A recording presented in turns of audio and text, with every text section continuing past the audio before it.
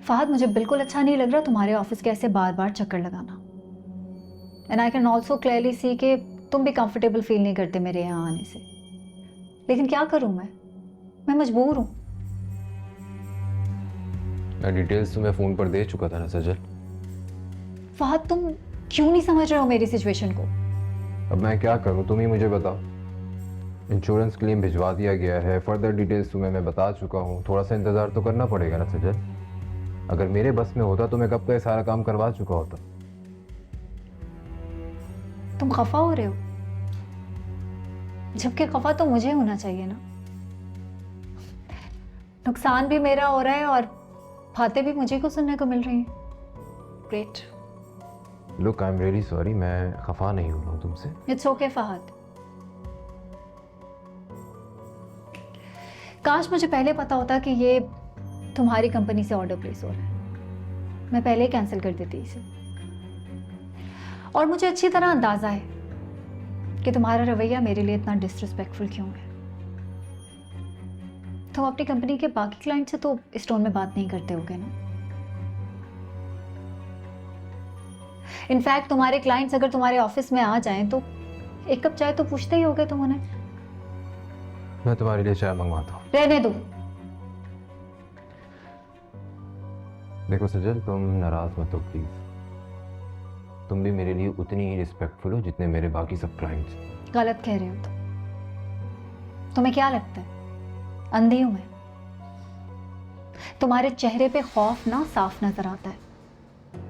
तुम्हारे और मेरे ताल्लुक का अनम को ना पता लग जाए इस खौफ से तो तुम आंखें मिला के बात नहीं करते मुझसे। देखो सचिन, बात सीधी और साफ। मैं अपनी पर्सनल और प्रोफेशनल लाइफ को अलग अलग रखना चाहता हूँ। और फिर तुम अनम को अच्छे तरीके से जानती हो। तुम जब जब अम्मी से मिलने आती रही हो उसे लगता रहा है कि हम दोनों के बीच में कुछ। हाँ तो क्या ठीक था वो? तुम्हारा और मेरा वाकई में चक्कर चल रहा था। कैसी फजूल बातें कर रही हो तुम। एग्जैक्टली ये सब सिर्फ अनम के दिमाग की खुराफात थी और उसकी गलतफहमी दूर करने के लिए मैंने आंटी से मिलना छोड़ दिया। एनीवे, तुम्हें बहुत अच्छी तरह पता है कि मैं कितनी बिजी हूं और इन फजूल बातों के लिए टाइम नहीं है मेरे पास।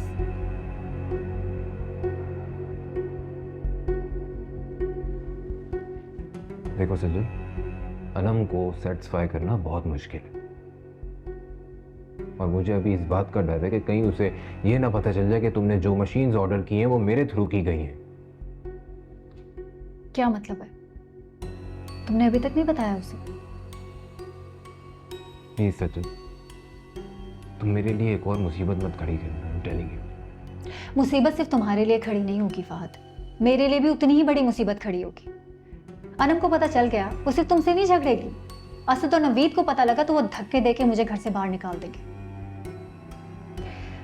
तुम मुझ पे यकीन कर सकते हो, अनम तक ये बात नहीं पहुंचेगी।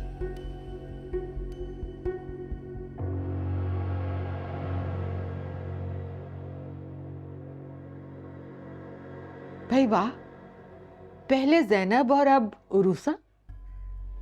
अनम, असद की शादी को तो अभी चंद महीने नहीं हुए थे।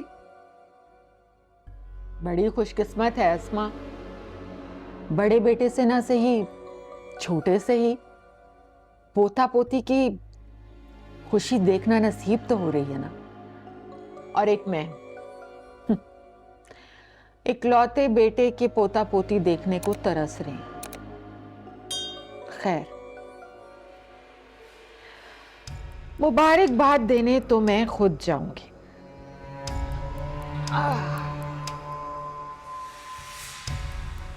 लो, वो मीठा करो। अरे कर लो, डाइट पे हो।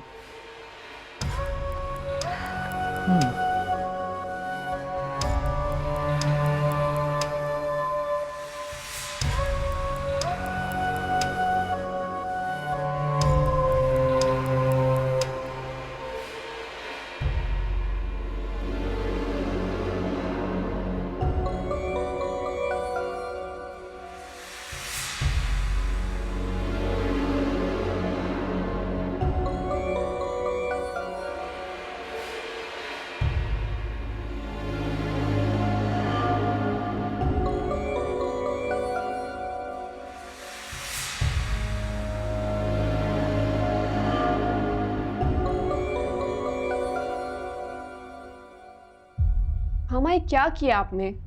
क्या किया मैंने? क्या जरूरत थी मेरे घर मिठाई भिजवाने की? असद ने कहा तो भेज दी। वैसे भी पिछली बार फरीदा ने कितना कंप्लेन किया था, है ना? तो असद भाई की शादी कब, कहाँ और किन हालात में हुई थी ये तो आपने आज तक उनसे कभी डिस्कस नहीं किया। और ये बताना जरूरी था कि उनके घर गुड न्यूज़ है। मैं सोच रही थी तुम्हारा ससुराल है तो बताना चाहिए ना। ससुराल? कितनी बातें सुनाई हैं उन्होंने मुझे। फिर से मौका मिल गया उन्हें। और मुझे क्या लेना देना है रूसा की प्रेगनेंसी से जो आप मेरे घर मिठाइयाँ भिजवा रही हैं? बेटा, तुम्हें अपने भाइयों की खुशियों से कोई ताल्लुक नहीं है क्या? या नवीद की तरह तुमने भी सबको कट ऑफ कर दिया है? हमारा ताल्लुक है मेरा, मगर क्या? ये सिर्फ रूसा की खुशी थोड़ी है, असद की भी खुशी है, मेरी भी खुशी है। इस एटीट्यूड से तो ये वाज़ेह होता है कि तुम्हें और नवीद को सिर्फ अपनी पड़ी हुई है, मेरी खुशी से कोई लेन देन ही नहीं है। It's so selfish. I'm so sorry, मेरा ये मतलब नहीं है। मैं तो सिर्फ अपनी सास की वजह से। अच्छा लिसन, आप परेशान मत हो, मैं असद भाई को खुद कॉल करके मुबारकबाद दे दूँगी। ठीक है, ओके। अपना ख्याल रखना।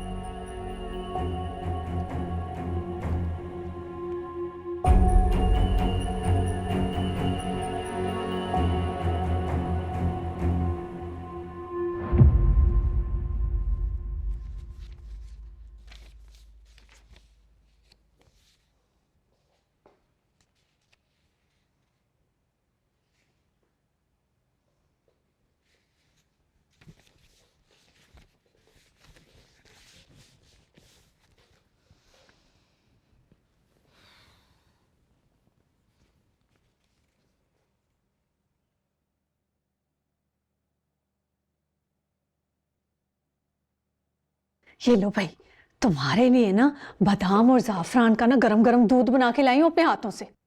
आंटी इस जहमत की क्या ज़रूरत थी? लो भाई, इसमें जहमत की क्या बात है? तुम भी तो बिल्कुल मेरी बेटियों जैसी हो। हाँ, और मैं तुम्हारा ख्याल नहीं रखूंगी तो कौन रखेगा भला? मैं अपना ख्याल खुद रख सकती हूँ।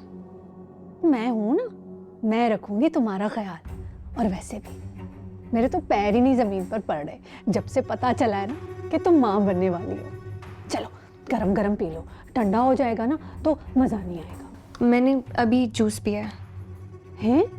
जूस पिया है? किसने बनाया जूस? बुशरा ने। भाई देखो रूसा बेटा, तुम्हें ना बहुत एहतियात करनी, मोहतात रहना है, ख़ास तौर पे ज़ैनब से और अस्मा से भी। वो ज़ैनब तो तुझे वैसे ही अपना दुश्मन समझती है, मुजरिम समझती है तुझे अपना। तो खाने पीने में ना बहुत एहतियात करनी है, वो तुझे कुछ उल्टा सीधा ही ना खिला दे। ज़ैनब भाभी के पास मुझे नुकसान पहुंचाने के लिए बहुत स्ट्रांग रीज़न है, लेकिन मामा से क्यों मोहतात रहूं? क्योंकि वो तो बहुत खुश हैं कि वो दादी बनने वाली हैं। लो भला, अस्मा ना तुम्हें कितना नापसंद करती है, ये बात किसी से ना ढकी छुपी नहीं है। तुम ना उसकी मर्जी के खिलाफ बहू बनकर आई हो। उसने तुम्हें कभी दिल से ना बहू तस्लीम नहीं किया। वो तुम्हारे पैर ना कभी नहीं जमने देगी। और तुम उसके घर को वारिस दे रही हो, असद की औलाद दे रही हो। ये बात अस्मा से भला बर्दाश्त होगी? तुमने ना बस खाने पीने में ना बहुत एहतियात करनी है। जी।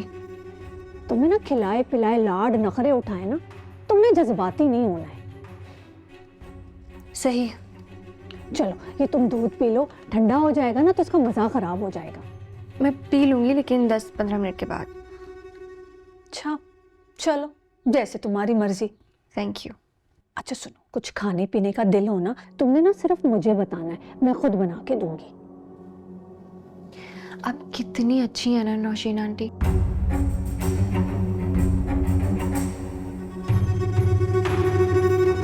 मुझे तो ये सोच के फिक्र होती है कि अगर आप ना होती तो मेरा क्या होता।